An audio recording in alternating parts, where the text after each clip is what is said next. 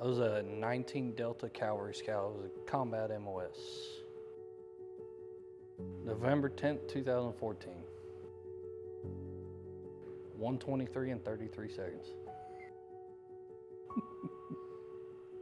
Mental health wise, for me personally, I had a bit of trouble for a while. On the good days, it's happiness, going out as a family, hanging out with friends that we love, and just being one big family with everybody.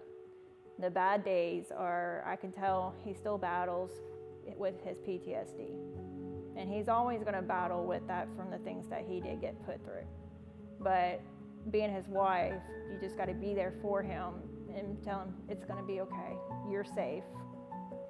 I've literally went from as low as Walmart front cashier register kind of thing to different oil field positions that my experience and background in the military worked well with. I still don't get different plant jobs, different levels of security, different types of security, and then it's everything you can think of I've applied for pretty much.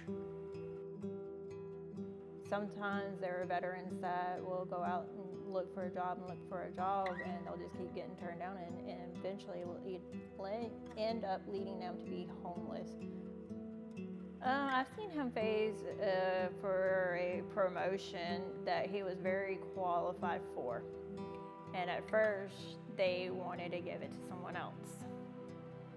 But they changed their mind and eventually did give it to him.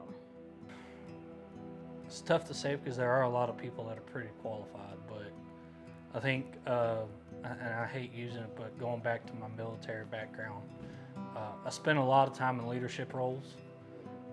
From leading small teams to platoon-size elements to helping run an entire troop under the supervision of first sergeants and commanders, and all the way up to brigade level, working directly for brigade leadership. So it's pretty broad what I can do. Prepare.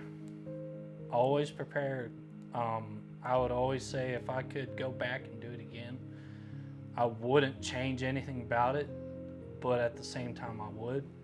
I think I would pick more of a job that's translated well into the civilian role and made it easier for people to see, like, oh, okay, he's got what we're looking for even though it was in the military, versus, oh, well, this dude only did combat arms style stuff.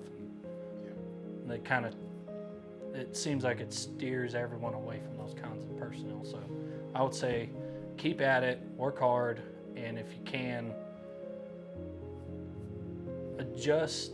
not adjust, but maybe rethink what you want to do in the military so it translates better.